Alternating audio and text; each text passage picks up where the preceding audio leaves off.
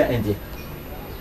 Ben pour ce personnage, je l'ai connu à cause de son petit-fils qui s'appelait Mounibou. Nous étions amis profonds. Il apprenait à Madagascar.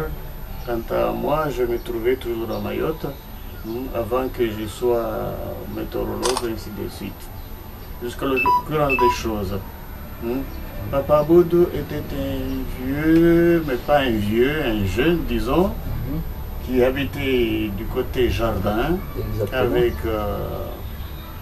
sa famille, avec sa bibliothèque.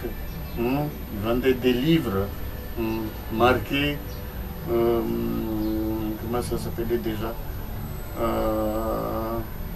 bibliophilie de Mayotte. Là, je vois très bien cette nation.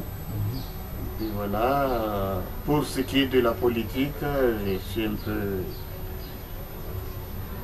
peu arrière, étant donné que je me trouvais à Mamoudzou, mon village natif, mon village natal, en quelque sorte. Pour ce qui est de la politique, je ne peux pas savoir. Ce qui veut dire que vous ne connaissez pas le volet, ses activités politiques et diplomatiques. Non, ça, vous ne connaissez pas.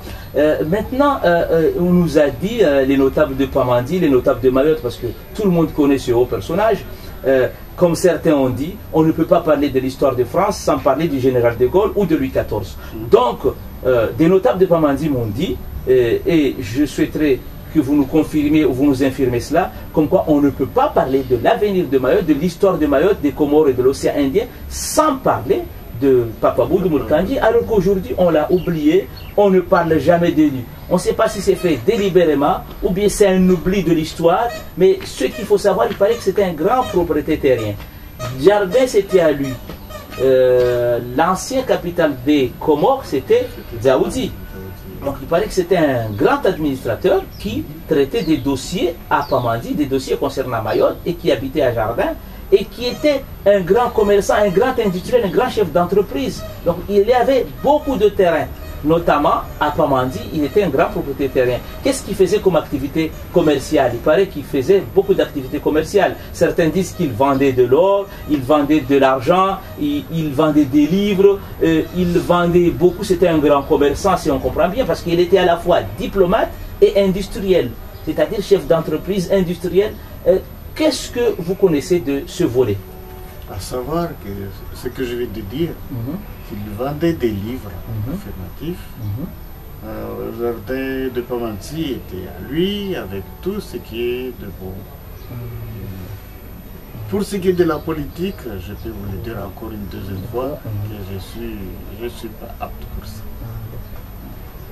Il avait un petit frère qui était gouverneur à Madagascar à Diego, donc qui s'appelle Swali Aboud. C'est Papa Boudou l'aîné qui a formé son petit frère cadet, Swali Aboud, qui était gouverneur à Madagascar là-bas, donc qui était quelqu'un de brillant, qui a marqué aussi l'histoire de Madagascar sur le plan diplomatique, politique, économique, ainsi de suite, qui était aussi un grand industriel, parce que les deux frères travaillaient ensemble, ils avaient la fibre commerciale et la fibre intellectuelle. Swali Aboud, c'était le père de Mounibou et Samiou. Vous connaissiez Mounibou et Samiou? Quels sont leurs petits-enfants? Quelle qualité ils avaient? Il paraît qu'ils ont fait des études au lycée Émile de Villers à Madagascar. C'était des brillants jeunes Mahorais, des intellectuels jeunes Mahorais. Qu'est-ce que vous pouvez parler de Mounibou et de Samiou et ce que vous en savez, puisque vous dites que vous connaissiez ces jeunes Mahorais brillants, intellectuels, Je connaissais Mounibou plus particulièrement. C'est qui apprenait ses études à Madagascar, je ne sais pas exactement de quelle école.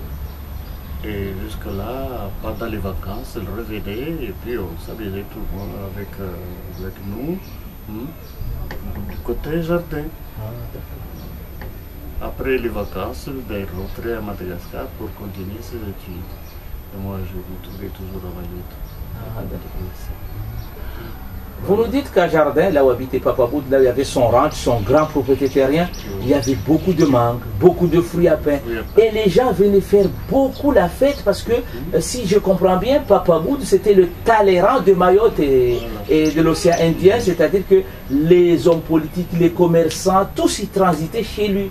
Tout Mayotte venait chez lui, le rendre visite, demander des conseils. Il formait aussi les jeunes générations, il a formé des intellectuels. C'est pour cela qu'il vendait des livres. En fait, il avait des activités administratives, des activités commerciales et il vendait beaucoup de livres en ayant l'intention de former la jeunesse mahoraise au savoir intellectuel, économique, ainsi de suite. Donc c'était le maître à penser et le fondateur du savoir de Mayotte. Le cerveau.